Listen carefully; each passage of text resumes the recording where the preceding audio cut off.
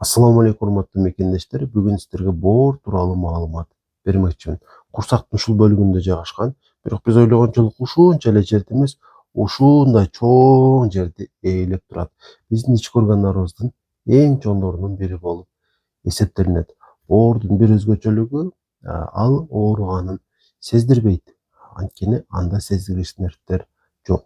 Биз боорубуздун оорусун ушул жерден эмес, бүтүндөй денебизден издешибиз керек болуп калат. Анткени боор башында жабыркаган болсо, өзүнөн өзү күрөшүп, демек уулуу заттарды сыртка чыгара берет, бирок бара-бара күчү жетпей калганда биз өзүбүздөн анын жабыркаганынын белгилерин көрө баштайбыз. Боор орточо жабыркаса эмне болот? Боор орточо жабыркаган учурда биринчи кезекте эмне болобуз? Алсыз болобуз, алсырап жүрө беребиз. Ишке жарабай калабыз, тамакка табитибиз болбой калат. Жана ошондой эле мындан сырткары ачуулуу болуп калабыз. Ушул 4 белгини өзүңүздөн көптөн бери сезип жүргөн болсоңуз, сиз 2 анализди тапшырып коюшуңуз керек болот. Каалаган лабораторияңызга барыңыз дагы AST деп аталган чоң тамга менен жазылган ушул 2 анализди AST деп айтып жүрөбүз. Тапшырасыз. Эгерде ошол анализдин арт жагында тушунда референтное значение деп коет. Мындайча айтканда нормасы деп дагы жазышат. Нормасында канча болуш керек? Ошол ферменттер. Анан эгер ал ооруп калса канча болуш керек? Ошону ошол нормасы турат. Эми ошол жерде сиздин жыйынтыгыңыз турат ушунда. Эгерде ALT менен AST сиздин ошол өзүнүн референц значениясынан көп чыккан болсо, демек чын эле боор жабыркаган болот. Бул учурда тезинен дарыгерге кайрыласыздар. Эгер норманын чегинде, нормадан аз чыккан болсо, абдан жакшы дейбиз. Анан гепатитке качан анализ тапшырабыз? Гепатитке ушул 2 анализ начар чыкса тапшырабыз. Эгер бул 2 анализ начар чыкпаса, анда тапшырыштын кереги жок. Анан боор катуураак жабыркаса эмне болот? Боор катуураак жабыркаган болсо, анда боордун ушул көп клеткалары демек өлүп, ал өтө эле алсыз болуп калган болот да. Бул учурда өйдөдө болуп жаткан белгилер боло берет. Андан сырткары демек адам кечкурун уктай албай турган болуп калат. Кечкурун уктай албайт, күндүзү болсо тескерисинче уктабаса дагы үргүлөп жүрө берет, уктай тургандай болуп. Ушул белги пайда болсо дагы тезинен текшерилиш керек болуп калат. Гепатит Б, С'ларга анализ тапшырып көрөсүз. Эгер гепатит Б, С чыкпаган болсо, сиздин бооруңузда бардыгы жакшы дегени эмес. Анткени аутоиммунный гепатит деген бар. Лекарственный гепатит деген болот. Жана ошондой эле жирогепатоздон улам болгон гепатиттер дагы болот. Ошондуктан муну жакшыраак тактоого аракет кыласыз. Андан сырткары ошол башка дагы гепатиттер бар. Бир гана вирустун негизинде сиздин бооруңуз жабыркабайт. Демек, ошол башталышында боло турган ошол белгилерди мен сиздерге буга чейин санап бердим.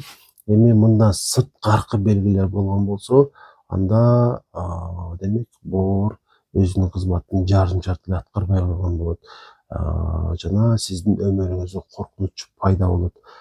Бул учурда дарыланбаса, чын эле адамдын өмүрү дагы кыскарып кетет. Ошондуктан ар бирибиз өзүбүздүн ушул денебизге, бизде болуп жаткан белгилерге анча-мынча байкоо жүргүзүп коелу. Айрыкча ачуулуу адамдардын боорун текшерип коюш керек. Эми биздин боорубузду эмнелер жабыркатышы мүмкүн экен? Ушуларды санап өтөлү. Биринчи кезекте боорду вирус жабыркатат. Б вирусу, С вирусу, гепатиттен мындан сырткары вирустар бар. Ошолордун негизинде боор жабыркашы мүмкүн. Муну инфекциялык деп айтсак болот. Андан кийин албетте бул алкоголдон болгон гепатит, токсический гепатит деп коебуз. Аутоиммунный гепатит деген бар. Бул денебиздеги ушул иммундук клеткалар биздин боорубузга каршы чабуул коет. Жана ошондой эле демек дары дармектен улам болгон гепатит болот. Бул дагы токсический гепатит деп санасак болот да мындагы. Жана ошондой эле жировой гепатоздон болгон дагы гепатит бар. Ушулардын бардыгы биздин боорду жабыркатышы мүмкүн жана булар эң негизги себептер. Ошол себептүү биринчи кезекте ушул себептерди болтурбаганга аракет кылабыз. Албетте эми вирусту болтурбай коюу кыйын, бирок башка факторлорду, мисалы үчүн жировой гепатозду болтурбай кое алабыз. Эгер болгон болсо айыктаганга аракет кылышыбыз керек. Жировой гепатозго алып барган негизги фактор бул май эмес, бул углевод. Тагыраак таттуулар, камыр тамактар, ушулар демек жировой гепатоздун негизги себепчилери. Андан сырткары ушул нерсеге алып келген бул албетте алкоголь деп айттым. Ушуларды болтурбай кое алабыз. Туура тамактансак, зыяндуу адаттарыбыз болбосо, таблеткаларды өз алдыбызча иче бербесек, демек гепатиттердин санын өтө эле азайтып салабыз. Ошондуктан ушуларга көңүл буруңуздар, ар бириңиздер. Эми бооруңуз ушул гепатит болду, жабыркады жана ал түшүп баратат. Тагыраагы циррозго жакындап жатат. Ушул учурларда кандай белгилер болот? Адамдын биринчи көзүнүн актары саргайат да, ушуга көңүл буруңуздар. Анан теринин сырткы бөлүктөрү саргайат. Албетте бул теринин саргайышы сөзсүз эле боордон деп дароо эле тыянак чыгарбайбыз, бирок негизги себептердин бири ушул боор болуп калат да. Ошондуктан боорду текшеришибиз керек болот. УЗИ кылабыз, жана айткан анализдерди тапшырабыз. Ошонун негизинде боордо жабыркоо бар жок экендигин тактай алабыз. Жана ошого жараша аракет кылабыз. Эми ушул боорубуз катуу жабыркап калган болсо, циррозго жетип калган болсо, ал тургай кандай белгилер болот? Башында айтылган белгилер токтобойт, уланат. Мындан сырткары ошол демек биздин денебиз саргаят. Биринчи көздөн башталат деп айттым.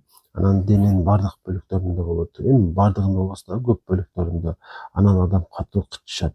Эгерде сиздин денеңиз саргайды, бирок кычышпаса, бул боордон деп дароо эле чечим чыгарып койбойбуз. Тескерисинче денеде кычышуу болуп жатат, бирок саргайуу болбой жатат. Бул учурда дагы боордон гана деп тыянак чыгара албайбыз. Башка себептерден дагы бул болушу демек мүмкүн. Ошондо жанагы алсыздык, ачуулуу болуу, ишке жарабай калуудан сырткары демек дагы дене саргайды, тери кычышуу болуп жатат. Жана мындан сырткары эң акырында дененин ушул теринин көп бөлүктөрүндө тамырлар жарылып кетет. Ортодо сентир болуп, чекелерде тарам-тарам болуп кеткен, ушундай көбөйүп кетет да. Анан эркек кишилерде гинекомастия пайда болушу мүмкүн. Себеби боор бизге керектүү болгон гормондорду туура айлантпай калат да. Ошонун негизинде гинекомастия пайда болушу мүмкүн. Эркектерде, аялдарда дагы жакшы эмес болгон көп нерселер катталат. Адам бат картайып кетет. Эми ошол соңунда эмне демекчимин? Буга чейин уккандарыңыздарды дагы канчанча угуп туруңуздар, туура тыянак чыгарасыздар. Анан биз эгерде боорубуз жабыркай эле турат, жакшы эле турат, бирок биз ага жардам бергибиз келип атат.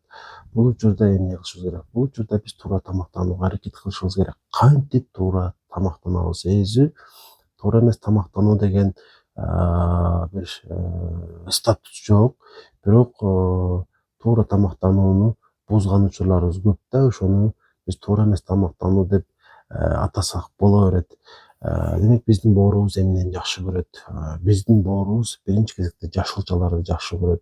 Сабиз, капуста, бадырың, помидор, кабачок, демек болгарский, чеснок, пияз, ушулардын бардыгын биздин боорубуз сүйөт.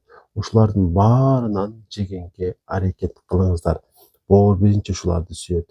Экинчи боор мөмө жемиштерди, анан жерде өскөн жанагы бүлдүркөн деп коет элек, жанагы кулпунай, жалпылап буларды бир аз башкача атайбыз.